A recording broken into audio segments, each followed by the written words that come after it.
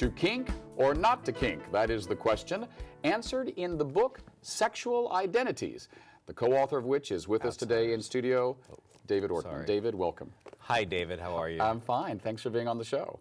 So now, explain to me, what makes someone kinky? Having fantasies or behaviors, dreams, sexual desires that are somehow outside what, society would consider the norm. Right. Well, so that is a broad definition. I mean, when I was a kid growing up in Virginia, just kind of looking at, Bobby Vinton posters, that was kinky because I thought being gay was kinky. But so is kinky a spectrum that continues to evolve? It's a pretty broad spectrum. It is continuing to evolve. I mean, years ago, it was, the gay men's leather community that was very much the edge of kink. Straight communities now are really, really vibrant and out. Young people are really into like puppy play, and the furry movement is really huge, taken off with the internet and the gaming kind of culture, the nerd culture of that is made. Kink is it's a broad spectrum. All right, well, we'll get back to the definition of kink, but let's start with how did you become kinky and where did you start?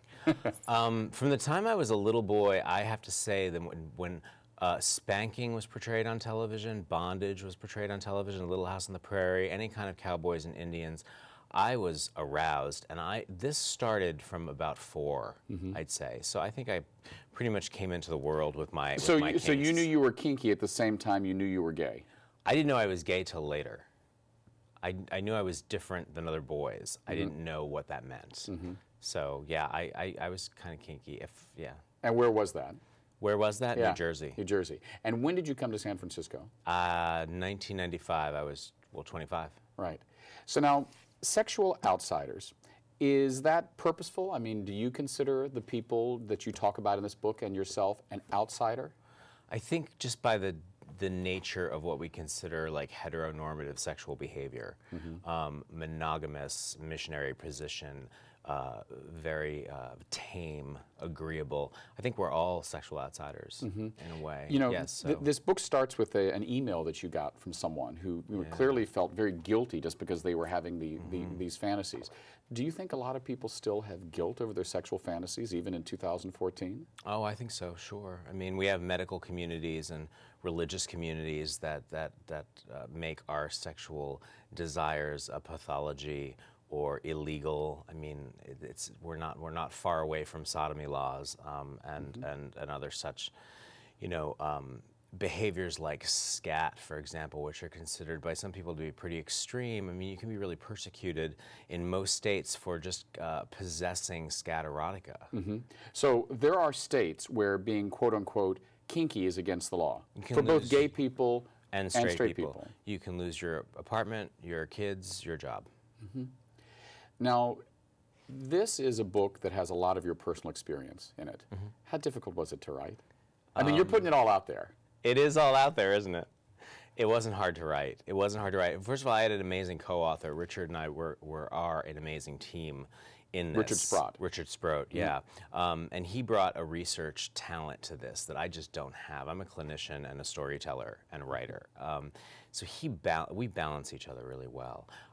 In terms of telling my personal stories, I only talk about myself twice in the book. But talking about my clients and my work with my clients, it was really revealing to put myself out there so viscerally. How much of yourself do you share with your patients, your clients? It depends on the patient. Sometimes it's really clinically appropriate to share that I am going through or have gone through some of the same struggles that they're going through. And I think we lead by example. Have you ever run into a patient or a client who shared the personal issue that you had to deal with coming out as a kinky person? Sure, yeah. And how was that? Was that too personal to deal with? Did you have to say, I think I need to get you someone else? No, not really. In some instances, there is no someone else, even in San Francisco. When I first started, there were about 3 or 4 other kink-aware professionals, we call them, kink-aware therapists. Now I think there are about 10. So there aren't many that more of us for me to refer people to. Right. I tend to try to work with people, even if things get sticky for me personally. I just get really good supervision and consultation as a therapist. Now, you would consider yourself a sex therapist, a clinician. What would be the title you would give yourself? Psychotherapist and sex therapist. Now, how new is your specialty? I mean, we've had people like Carol Queen on the show, who I consider kind of the mother of sex therapists. Isn't she great? How new is your specific niche as far as dealing? When I first started working as a sex therapist and psychotherapist with people who were kinky, there weren't a lot of people who were doing it. And when was that? This was 2005. People like Carol Queen, Race Bannon, Richard Sproat, Guy Baldwin, these people paved the way for me to be able to do the work that I'm doing. Dossie Easton and Janet Hardy wrote a book, the Topping and the Bottoming book, which was kind of the go-to book for information on how to play safely with kink and leather. Right. I have thought a lot over the last few years about how the gay community has matured, and also how the straight community now has, not the gay community integrating into the straight community, but sometimes how the straight community integrates into the gay community. And I think one of those ways is through quote-unquote kinky sex. I agree. My husband Alfredo used to tease me and say, you think everyone's gay. And I got to tell you, I think straight people are kinkier than gay people, and well, there's 90% more of them. Do you think that's true? I think when we all sit down at the table, regardless of our sexual identities, and start coloring outside of the lines, it can get really pretty. I think that can make a really beautiful picture. Well, so yeah, we are learning. I mean, I try to stay away from the binary of gay and straight, because I still don't really understand it. All right, because on a scale of one, the Kenzie scale, 1 to 6, I mean, where would you fall, or do you want to say? I don't mind saying I'm probably a 5. And what about your patients? Do they stay like a 3, a 4, a 5, a 1, or? You're talking to someone who really truly believes that there are very few truly heterosexual and truly homosexual people around. So you don't believe that? You don't believe there's a lot of 1s and a lot of 6s? I believe there's less 1s and 6s, really. I think socially prescribed, we are taught to go to either one. But I really do believe, behavior-wise, fantasy-wise, we are in the 2 to 5 zone. So are most of your patients, would they be described as more 5s and 6s? Do you have a lot of 1s and 2s in there? I have a lot of 1s and 6s and 2s and 3s. I work with anyone. I'm comfortable with, people who identify with various genders and orientations and identities. So do you think it's more difficult for a gay person, well, I'll say specifically a gay man, to say, I have this kink that I have felt ashamed of, or I don't understand, I want to know, is it healthy, how to make it healthy? Is that more difficult for a gay man to come and express, or a straight man? I think it's easier, in my experience, for the gay man, because there's a coming out process that's already happened. I mean, as gay men, we really go through that trauma of coming out, and particularly men of our generation. That was difficult. Straight guys, my straight clients who are coming out as kinky to their wives or their partners or their family or to themselves, they don't have a framework. They don't have a community. They haven't had a coming out process already. So it can be confusing. So have you had patients, say, married men, to a woman, and they come to you and they're like, I've had this fantasy, I think that maybe it borders on homosexual behavior, I'm petrified to tell my wife, but I still think I'm heterosexual? Sure, yeah, that's not uncommon. And heterosexual men have homosexual fantasies often. And does this scare them? Is this one of the reasons they come to you? Not because of the fantasy, but because they're scared, oh my God, maybe I'm gay? Not so much. Not with the fear. Mostly it is just, okay, and this is happening too, can we bookmark that? Right. No, not so much the fear. So how's your practice doing? I mean, is this a growing business?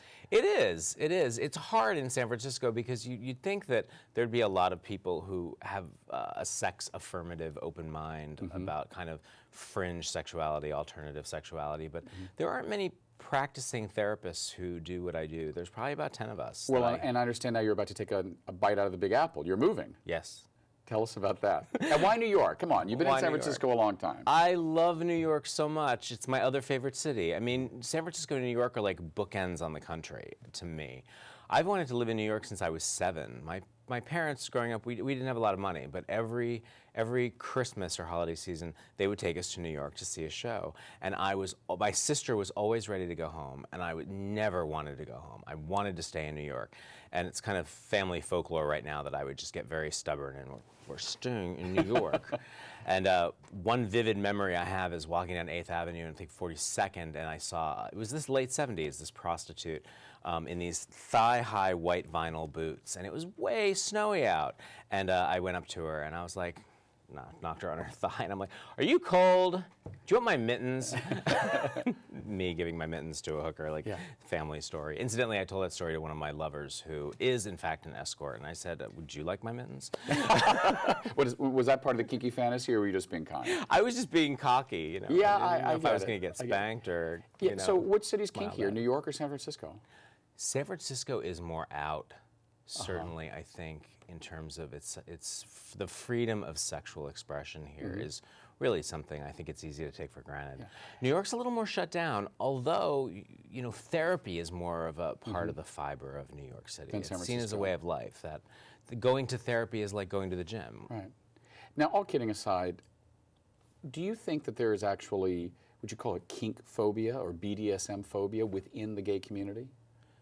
Sure. I mean, I think within the gay community, if it's within society, it's within the gay community because we're not immune to our own phobias and judgments. So sure, I think there's phobia and fear about what you perceive to be extreme or non-consensual or violent sexual activity that really is very gentle and consensual if you're in it. I mean, I have heard people within the kink community express to me over the last couple of years with what some people would say an over magnification of the importance of the same-sex marriage issue that, you know what, you're making us too vanilla. You're leaving out a whole section of the community. Do you think that's true? Well, I think ideally do you think the same-sex marriage movement has made us less accepting of some of our brothers and sisters in the kink community? I think if you look at queer history, mainstreaming often leaves very little room for fringe sexuality. I'm so in favor of equal rights for everyone, but I really am so tired of hearing about gay marriage because it's not really about gay marriage, it's about equal rights and equal access. It's not about marriage. So marriage is one piece of our civil rights struggle, but there's many other. Freedom of sexual expression is part of that. Right. How many people over the years have you treated? Oh my, no one's ever asked me that, David. 1,000 maybe, maybe 1,200. And have you ever had a patient that came to you and you said, "You don't need my help, you're fine"? And have you ever had a patient who came to you and said, "I can't help you, you need something more"? I've never had a... I guess I'll be more direct. Yeah. Have you ever had a patient who came to you with BDSM fantasies or issues or just whatever they came to you with, and you said, "You know what you're talking about isn't just a fantasy, it's dangerous to you or someone else"? Twice. And what did you do? I told them it really wasn't a good idea for them to be exploring tying people up or playing with duct tape. Their fantasies were really, really non-consensual. And how did that make you feel? Did it scare you? Did you feel you had to do something about it? It didn't scare me. It didn't scare me. They weren't ready to go out and do it today. They were developing a curiosity about it. And I didn't judge them or shut them down right away. I really listened. But what they were looking for was something that wouldn't fall within the bounds of like consensual sex play. Right. Do you think that there is a real stigma against the kinky community, specifically within the gay male community? Specifically within the gay male community, perhaps. I think kinky people represent something fringe and dangerous. And, it's very similar to the gay civil rights movement. Who was looked down upon the most? The leathermen and the drag queens. Right. But ironically, they were the ones who threw the first brick at Stonewall. We'd be nowhere without our leathermen and drag queens. So I think when we cling to this mainstream idea of being heteronormative and having the SUV and getting married, we can really kind of shun people who are different. Right. And we're good at shunning people who are different because we were shunned. Right. In closing, is there any advice you'd like to give someone who's watching this and maybe they wanted to explore some BDSM issues and don't know how to go about it? What would you say to them? Play. Play a lot. Talk to your partner, talk to your friends, find a partner who is willing to listen to you and experiment. Read good books. Read this book. Read Dossie and Janet's book. Read Race Bannon has a great one, a great book out. Learning the Ropes, I think it's called. There are great books out there, and there are great classes. Society of Janus, the San Francisco Leatherman's discussion group. You can learn to play in theory and in practice in this city better than I think any other city in America. And if they want to learn more, then go to David Ortmann with two N's. With two N's. .com. Thanks, David. Thanks, David. We've been speaking to David Ortmann, co-author of the book Sexual Outsiders. Next up, our conversation with Paul Margolis, and we'll learn all about our town, SF. We'll be right back.